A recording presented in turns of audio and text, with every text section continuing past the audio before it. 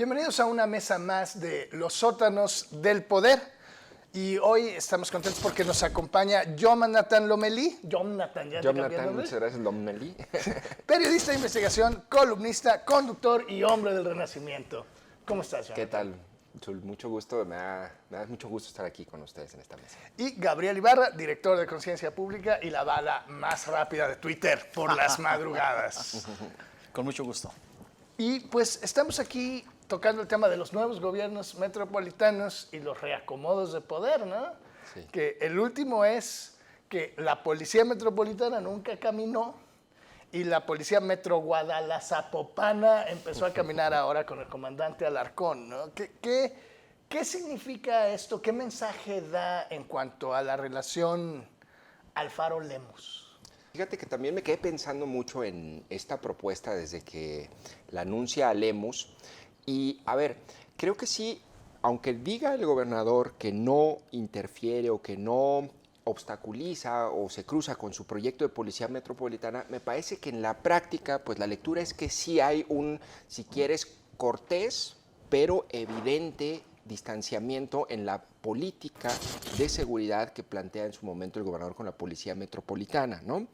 Entonces, creo que es una estrategia que va bien orientada a coordinarse ambos municipios. Sin embargo, también es un movimiento político, en mi opinión, es decir, es un desmarque, ¿no? A su vez, de este planteamiento de decir, las dos grandes policías de la metrópoli van a trabajar juntas. De hecho, a tal grado va a ser la fusión o el híbrido, ¿no? Que lo que ya anuncia Alarcón es que una vez que se aprueben los cabildos, imagínate, 50 policías zapopanos van a vigilar el centro tapatío, ¿no? Es decir, de ese nivel va a ser el intercambio de estrategias y de colaboración entre ambas policías. A ver, me parece que, tratando de inclinar un poco o poner en la balanza, si es una nueva estrategia y funciona, sobre todo teniendo más policías y más presencia en el centro de Guadalajara, que es en donde hay más problemas de inseguridad y más robos, si eso funciona, está bien, ¿no? ¿Les robarán el celular a los policías de Zapopan en el centro de Guadalajara? Yo creo que no, porque andan en parejas, ¿eh? Entonces entre los dos se defienden, porque van a dar uno de Zapopan y uno de Guadalajara. Entonces, a ver, si funciona bien, lo que a mí me parece es que lo que ya estamos teniendo es un exceso también de figuras a cargo de la seguridad pública. Es decir, tienes un secretario de seguridad, tienes un coordinador del gabinete de seguridad, tienes una mesa, tienes un coordinador intermunicipal, un comisario metropolitano, un comisario por cada municipio, un coordinador de la Guardia Nacional. Me parece que cuando hay demasiados jefes, tú sabes lo que ocurre en las empresas, digamos en la iniciativa privada, cuando hay demasiados jefes, todos y nadie se hacen responsables. Sí, creo que ese es el riesgo de ese modelo, ¿no? Hay más capitanes que marineros. Así es. Sí, y hay que decir que la policía metropolitana como tal nunca caminó, ¿no, Gabriel? Es decir, se hizo una especie de pequeñísimo cuerpo especial con elementos de aquí y de allá, pagados por su propio municipio, pero nunca se logró esta integración, ¿no? ¿Tú cómo lo lees? Mira, pues no es la primera ocasión que se creaba una policía metropolitana. Recuerdo que se creó en el gobierno de Enrique Álvarez del Castillo y Héctor Córdoba Bermúdez fue el primer director de la policía metropolitana. Al término del gobierno desaparece esa policía metropolitana, llega Guillermo Cosío y cambia el esquema, ¿no? Dice Jonathan que demasiados cabezas pueden entorpecer el objetivo de lograr una buena seguridad. Efectivamente, pues es lo que ha sucedido, es lo que ha pasado, que incluso en el tema de esa coordinación de seguridad que le tocó a Macedonio Tamés coordinar, fue un fracaso. Y desde el principio lo señalábamos de que si bien Macedonio tenía ese nombramiento, pero el poder real lo tenía el fiscal del Estado y lo tenía el secretario de Seguridad. Entonces, aquellos manejando a investigadores, manejando a policías y todo lo que implica pues estas instituciones, pues era poder real y ellos pues acordaban directamente con el gobernador que no iba a funcionar, y así sucedió, así pasó. 2 años tuvieron que esperar para aceptar la realidad, ¿no? Los delitos, la criminalidad fue en aumento. Ahora, ¿qué veo diferente en esta coordinación Zapopan-Guadalajara? con esa policía metropolitana. Pues que la policía metropolitana es una policía de papel con todo y el liderazgo de Enrique Alfaro no ha sido capaz que realmente funcione, que realmente opere, ¿no? Porque no vemos ni patrullas, ni agentes, una uniformidad, cuando menos en ese sentido, ya no hablar de sueldos. Pero el gobernador le echó un montón de ganas. Si hasta boletinaba a los del robo común en Twitter, ¿no? Claro. Pues sí, pero el asunto es que es un asunto de recursos también. Nunca le llegaron los recursos a las otras policías de los municipios y bueno, pues no ha funcionado. Pero insisten en que hay una policía metropolitana, incluso vino un gobernador electo de Nuevo León, le presumieron el modelo de policía metropolitana, que qué barbaridad, y el otro, no sé si nada más por cortesía se aguantó y no comentó nada, pero digo, a ese grado se llega. Entonces la diferencia que yo veo en esta coordinación es que esta sí puede ser una coordinación efectiva por la voluntad política de las cabezas, ¿no? De Frangé y de Pablo Lemus. Pero el asunto también estriba en donde está ahí la condición humana de que los jefes policíacos pues entienden lo que es poder y si ellos estarán en una actitud realmente de entenderse entre ellos, ¿no? Ahí es donde puede chocar, pero de que hay una voluntad política de los que mandan, Guadalajara, Zapopan, existe. ¿Qué podría entorpecerlo? Pues los egos y las vanidades que en esos niveles son muy naturales que se presenten. Y finalmente, como dice Jonathan, pues vamos a ver en la cuestión de los delitos, cuando menos los delitos de alta incidencia, ¿no? Los que más le afectan a los ciudadanos, el robo de autopartes, celulares, carteras, asaltos en la calle, esos yo esperaría que disminuyeran, porque los otros, los de alto impacto, pues ahí pues ya son palabras mayores, ¿no? Sí, digo, ahorita cerramos el tema de seguridad, nada más terminemos la vuelta. Dar resultados en seguridad es un campañón para gobernador, ¿no? Pues a ver, yo les preguntaría, si quieren, si lo planteamos así, decimos, o se dice, no funciona la policía metropolitana, pero el gobernador llega y te dice, los delitos han bajado.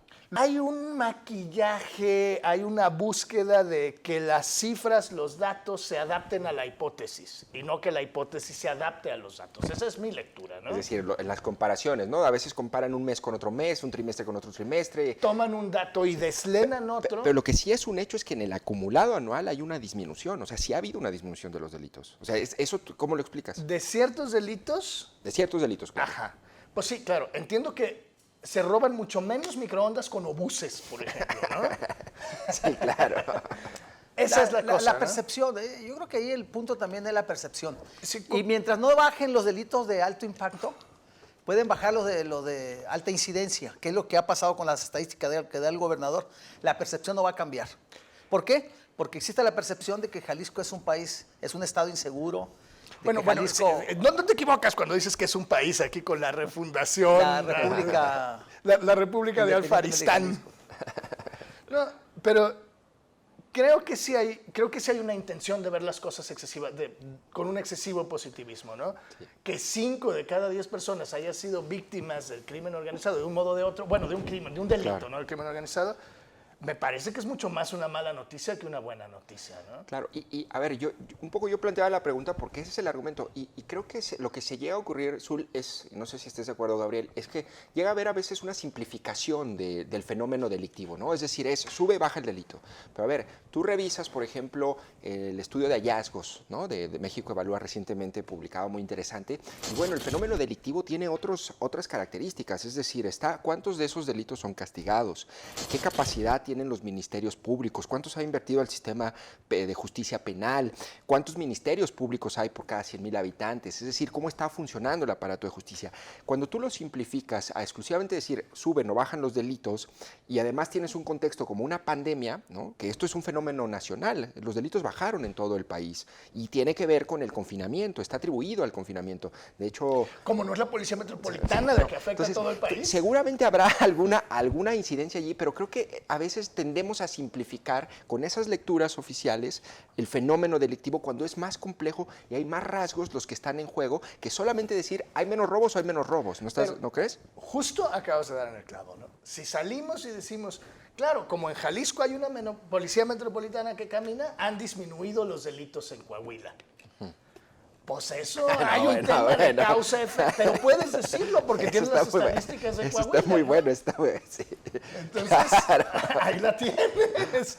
Pero pasemos más allá, o sea, más allá de eso y de la complejidad del tema de la seguridad en el Estado, que si nos acordamos de Andares, del C5, de la Fiscalía Infiltrada, etcétera, etcétera, yo creo que hemos ido a trompicones. Pero más allá de eso, hablemos de la grillita, del balance político que cambia con la entrada de Lemus, ¿no? Es un escenario muy distinto a si hubiera llegado el Pope, por ejemplo, ¿no? Claro. La coordinación Lemus-Frangé no es la coordinación Lemus-Chava-Zamora, ¿no? Son dos grupos ya. Yo creo, yo lo resumiría en esta frase, es decir, mi lectura política es de parte de Lemus y de Frangés hacia el gobernador. Somos amigos, pero no somos incondicionales, que hasta ahorita lo que había tenido el gobernador pues son incondicionales. Es decir, Ismael del Toro era un incondicional de la visión y de la política pública y de la visión de Estado de Enrique Alfaro, ¿no? Era un miembro del Sanedrín, Exactamente, ¿no? exactamente. Y creo que eso se ha reducido ahora. Me parece que ahora de los, digamos, actores importantes, pues el alcalde de Tlajomulco, Zamora, probablemente es un aliado muy ferviente del gobernador, pero fuera de allí, a mí sí me parece que surge un pequeño grupo con Lemus. No sé si un cisma, pero al menos esto sí es una pequeña distancia que toman y creo que se va a marcar más conforme avancen los meses y se vaya acercando el 2024, porque es política la distancia definitivamente, ¿no? ¿Es necesaria para que Lemus sea competitivo? ¿Tú crees que es un acuerdo ahí, o sea, que tienen un guión o que de veras es una distancia, Gabriel? No creo que tengan un guión. Yo creo que el guión se ha ido construyendo de acuerdo a las circunstancias. Hace 3 años, pues eran otros los actores, ¿no? El número 1 era Ismael del Toro. Y bueno, Pablo Lemus era un actor emergente que levantaba la mano y decía yo quiero. Y finalmente las circunstancias cambiaron. No creíamos que podría suceder, pero sucedió. De repente Ismael se baja. Y Pablo, pues que siempre fue muy abierto, pues aquí estoy, ¿no? Y finalmente, pues las condiciones lo llevan a que se convierta en el candidato. No se la dan, la gana. Sí, decía Ortega Gasset, soy yo y mi circunstancia, ¿no? Él fue creando, él fue construyendo su candidatura y la circunstancia le favoreció. Y efectivamente, como dice Jonathan, no nada más es Pablo el candidato, uno de los aspirantes, sino también, bueno, suben ya a Salvador Zamora para cuestión de cuando menos equilibrar, ¿no? Porque la política, pues, siempre la sorpresa puede estar presente. Hoy puede ser Pablo, pero mañana la circunstancia puede cambiar, como la de Ismael del Toro. Hace 3 años, pues creíamos que Ismael del Toro llegaría, siempre Alfaro lo fue impulsando desde Tlajomulco, era el Delfín. Era el 1-2, sí. Era el 1-2 y finalmente, pues de repente, no entendimos, pero de repente se baja Ismael. Entonces, esto, si bien en este momento Pablo es la gran estrella y creo que está trabajando en aras de fortalecerse, como lo está haciendo, está jugando, las jugadas que está haciendo son interesantes, son de ajedrez, pero está también el juego de Alfaro, o sea, Alfaro también es un animal político y en ese sentido, pues está impulsando a Salvador Zamora. Anteriormente estaba Alberto Esquer, de repente Esquer se baja, no sé si por el resultado electoral allá en el sur de Jalisco, que es una zona que a él le viene encomendado, pierde en esta elección intermedia, entonces, y es el mismo Alberto Esquer el que proyecta a Salvador Zamora cuando va al informe en representación del gobernador. Entonces, pues también hay que apuntar a Salvador Zamora, es un cuadro interesante, ha hecho un gobierno aceptable en Tlajomulco, tanto pues que se reeligió y con buen margen gana la elección. Entonces, ese es el mapa político que se está configurando. Pareciera pues que Pablo la tiene casi en la bolsa, pero la política siempre Entre hay sorpresas. De hoy a mañana las circunstancias pueden cambiar, ¿no? Digo, tú citaste a Ortega y Gasset, yo voy a citar a Celia Cruz y diré, la vida te da sorpresas. Ah, no, perdón, esa no es Celia Cruz, ese es Rubén Blades. Rubén Blades, claro. Cuando Pablo llegó a Zapopan, se le atribuía, yo creo que, y hay bastante razón, a Alfaro, ¿no? Más Sí. que a Pablo su victoria. Los regidores de la planilla de Pablo y el gobierno con el que transita eran más cercanos a Clemente Castañeda y Enrique que a Pablo, ¿no? Sí. Y los primeros 3 años de Pablo fue un trabajo muy serio para lograr equilibrios ahí y que caminara un gobierno de 2 grupos, digamos, ¿no? Sí. ¿Cómo estará la cosa ahora en Guadalajara?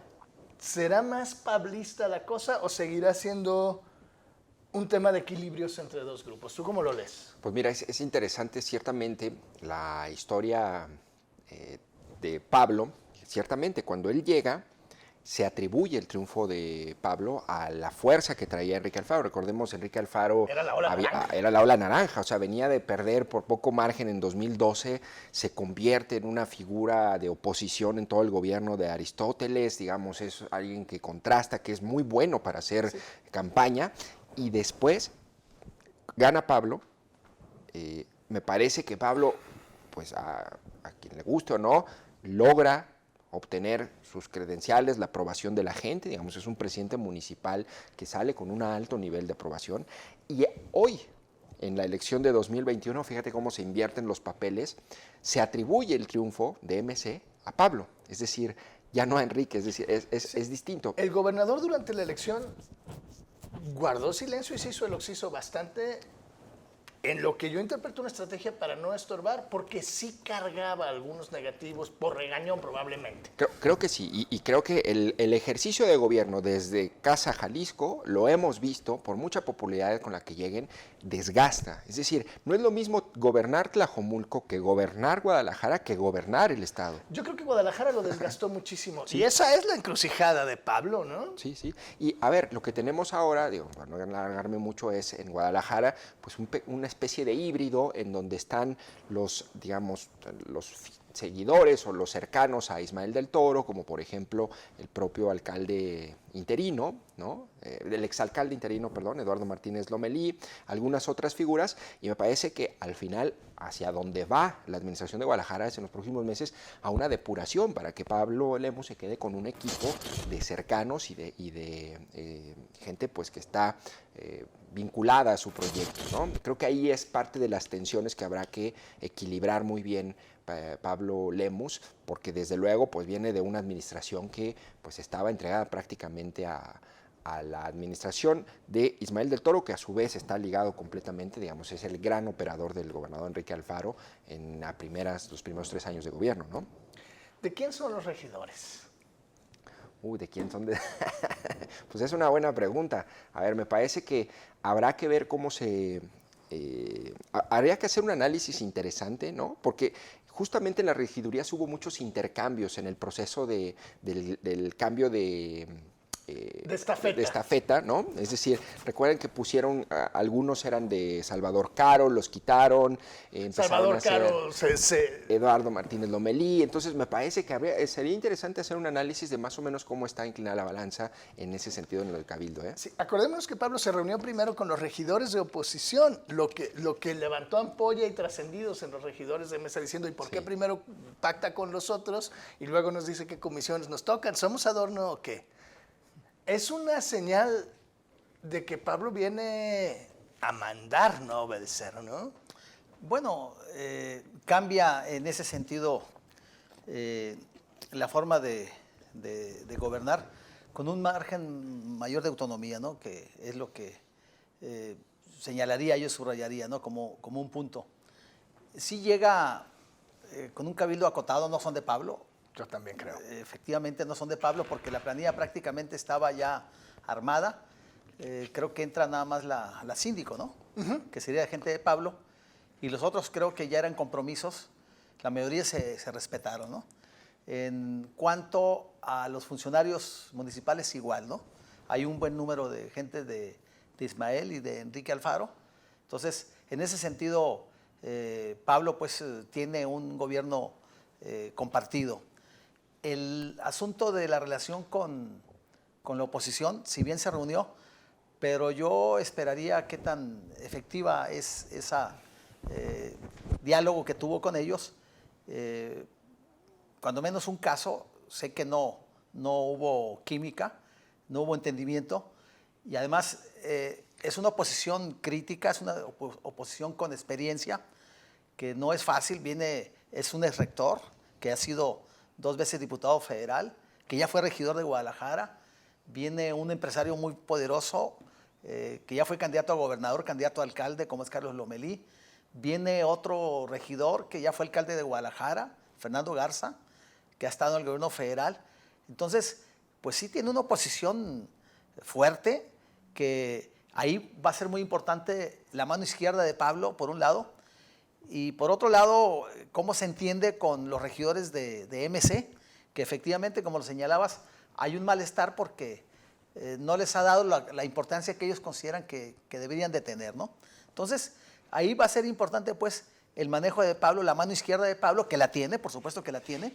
Yo digo, pues, que a diferencia de Enrique Alfaro, que tiene 2 manos derechas, Pablo tiene una mano izquierda, ¿no? Entonces, yo creo que, pues, si actúa con humildad, como lo ha hecho en otras ocasiones, con inteligencia, con sensibilidad, podrá sacar adelante este gobierno. Pero si quiere imponer a los de la oposición, por ejemplo, pues ahí va a tener problemas, porque es gente que sí le entiende al manejo del gobierno municipal.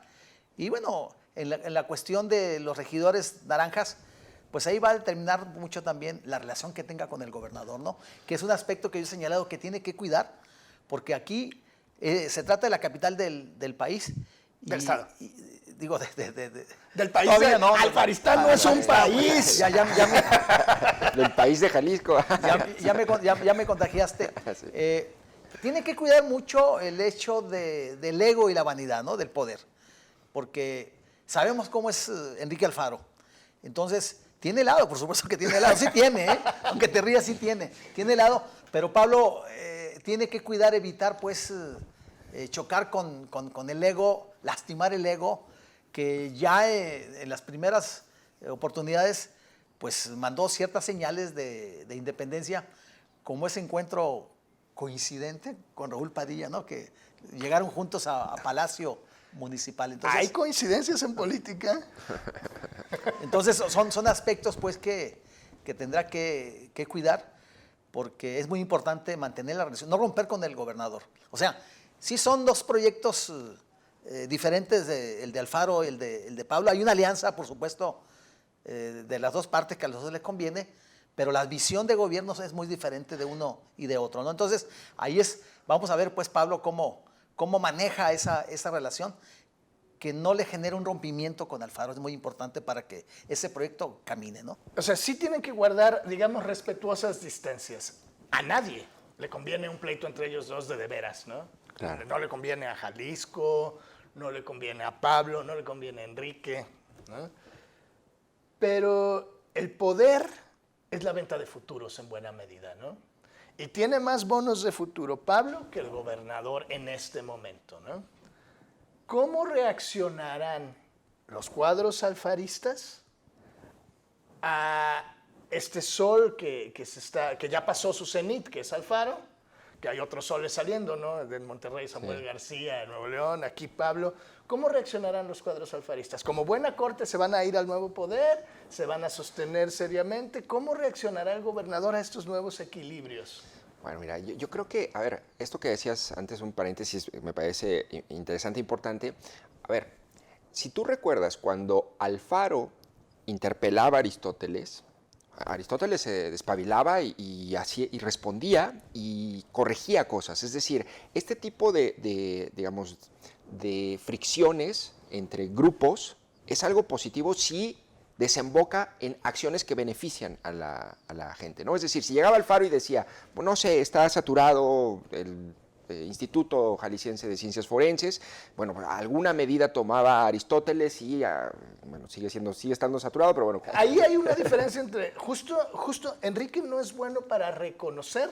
Exacto. Y modificar. Que creo que eso al final puede generar un equilibrio positivo, porque al final están en una competencia política ambos. Cuando dices que Alfaro ya está en su cenit, yo no sé... No, ya pasó el cenit. Sí, su cenit, perdón, ya pasó su cenit. Pero yo no sé, a mí me parece que le da oxígeno esta última elección. Me parece que el hecho de que a nivel nacional la figura de Morena y de Andrés Manuel no tengan una figura opositora clara, ves ahorita lo que está pasando en la Cámara de Diputados, la Alianza Va por México, ya nos dimos cuenta que es de papel, es decir, el hecho de que no hay liderazgos o oposiciones claras... en darte cuenta, Jonathan? Bueno, claro, yo le daba un poco más de vida a la Alianza Va por México.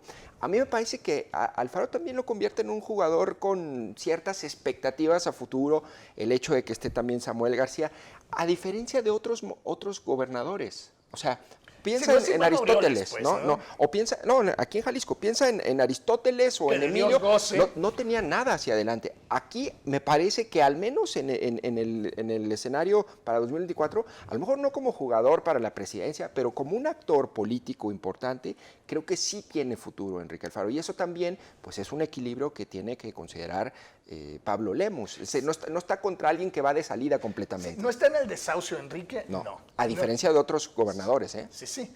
¿No está en su momento más luminoso? Tampoco. No, le ha desgastado el poder, eso es un hecho. Y eso es justo, ¿no? Pablo sí está en un momento muy luminoso para él. Creo que hay más ventaja en la venta de bonos de futuro en Pablo, sí, claro, que en Enrique. Y eso, pero Enrique es gobernador y Pablo es municipio. Hay ciertos equilibrios, ¿no, Gabriel? Hay más expectativas de seguir en la política, de subirse a un proyecto con Pablo que con Enrique Alfaro. Porque Enrique, Enrique es gobernador, pero Enrique apunta a ser un candidato presidencial, ¿no? Que es, aunque él no lo ha expresado abiertamente, pero todos sabemos que es la ruta que él ha seguido, que está construyendo. Sin embargo, se ve difuso ese proyecto, y en cambio en Pablo, pues genera esas expectativas del futuro soy yo, ¿no? Y Alfaro de alguna manera es el presente, el poder del presente, pero también puede ser el pasado, ¿no? Un presente pasado que tiene una fecha de caducidad.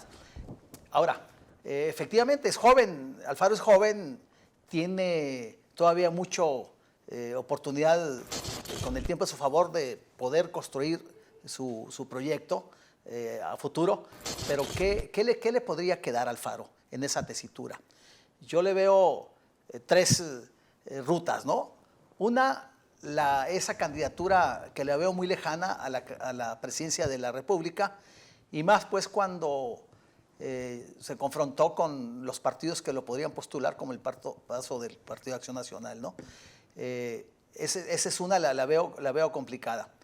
La otra es que sea el dirigente nacional de Movimiento Ciudadano, que se quede él como dueño de Movimiento Ciudadano, que veo a un Dante Delgado muy renuente y retomando el control del partido. Termina Clemente Castañeda su periodo como dirigente y seguramente pues alguien de Dante quedaría al frente, como lo hizo ya, le metió a Jorge Álvarez Maynés en la coordinación de la fracción legislativa de Naranja en San Lázaro.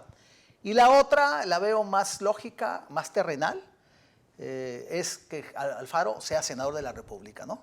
Esa la veo más viable, es la que podría, yo creo que esa sí estaría a su alcance, ¿no? Y le ayudaría bastante, porque labia tiene, bueno para generar conflicto y claro, decir cosas sabrosas y le daría un foro nacional y además, sabroso. Tienen una opinión positiva, digamos, en general en la clase política y los medios en la Ciudad de México. Es decir, lo buscan. Es una figura que tiene presencia.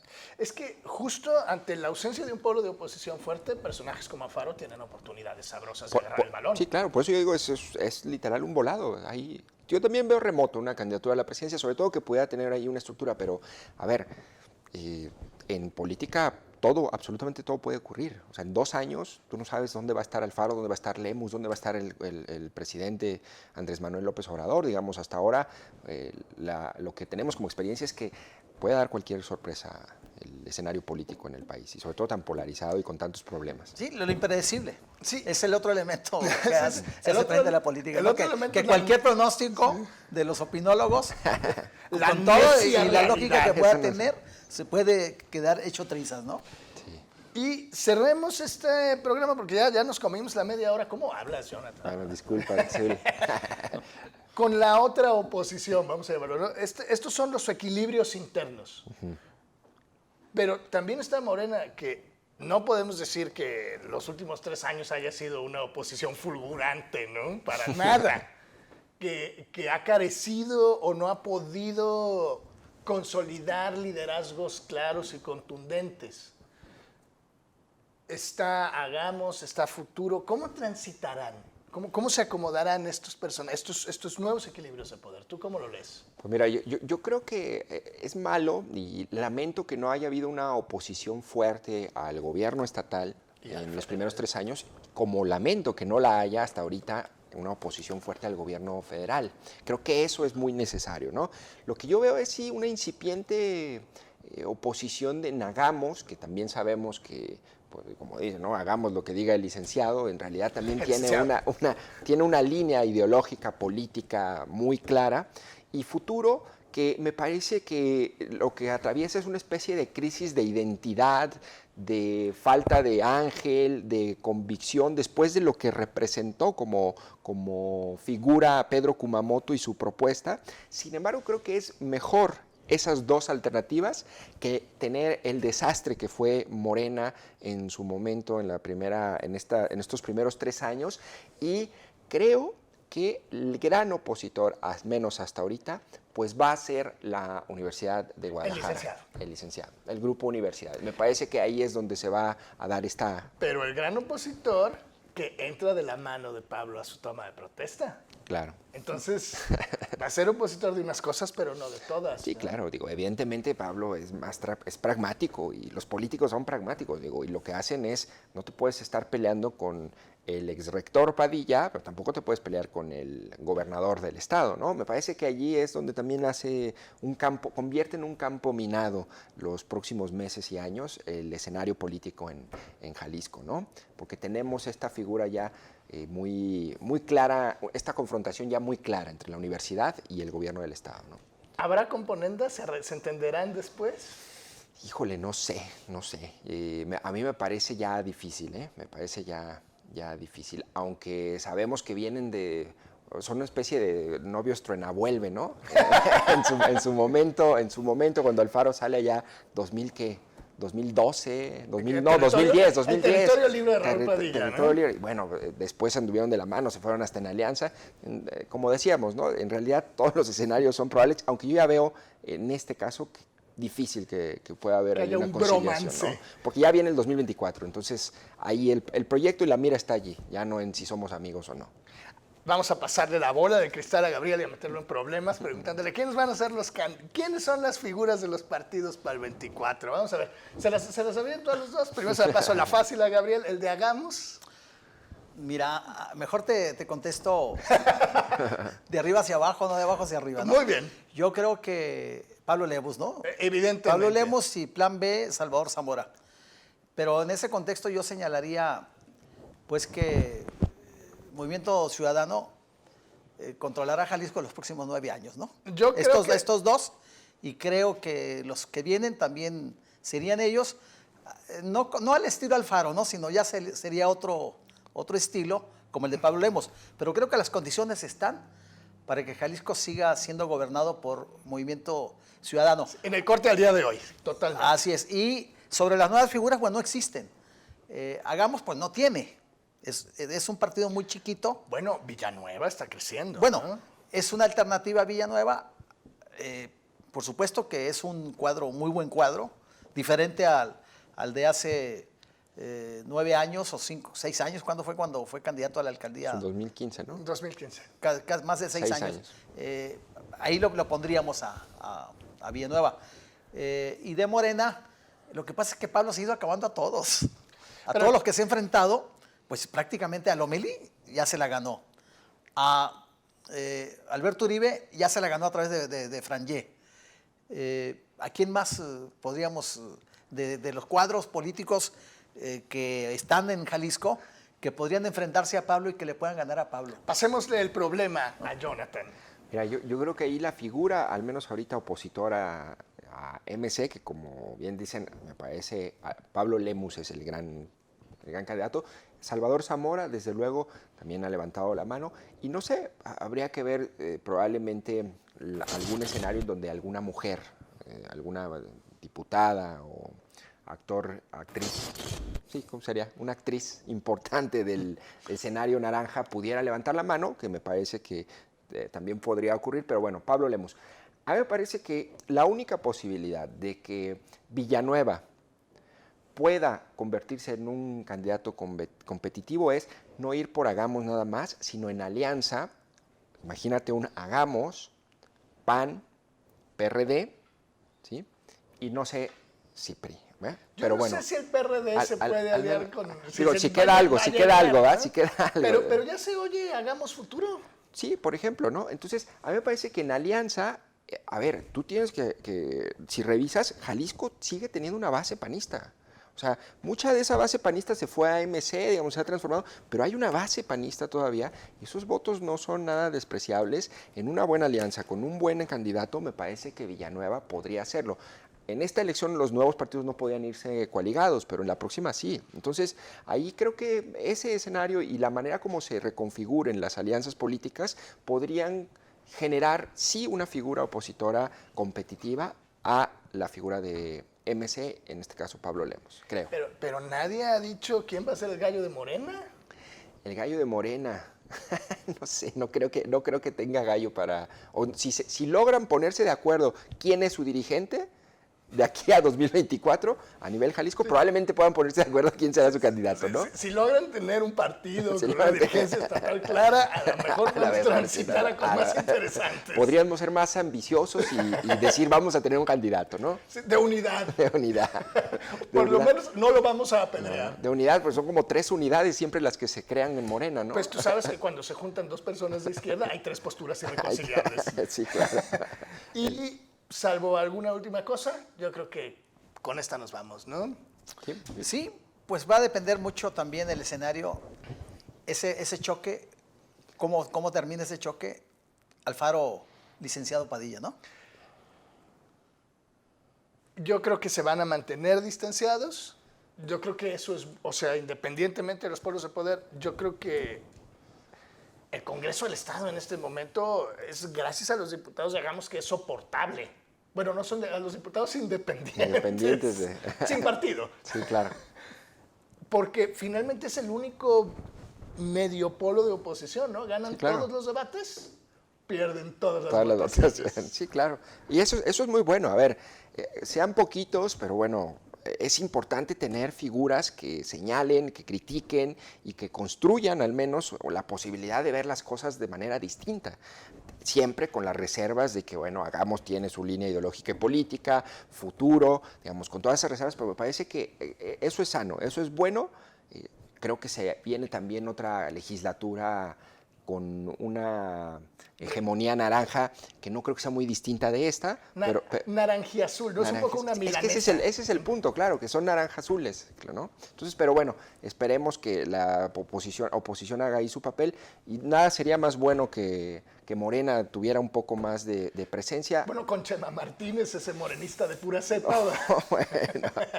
Bueno, no. ¿Sí le entiende el juego del balón en el Congreso? Sí. Claro, al menos van a tener un político experimentado en política y en otras cosas innombrables. En la venta de arte. En la venta de arte, claro. Pues Gabriel, si no hay más, pues habrá que esperar cómo vienen los escenarios futuros. Estos fueron los sótanos del poder. Muchísimas gracias, Jonathan. Gracias, Zul. Un gusto, Gabriel. Gracias, Gabriel. Gracias a ti. Vámonos.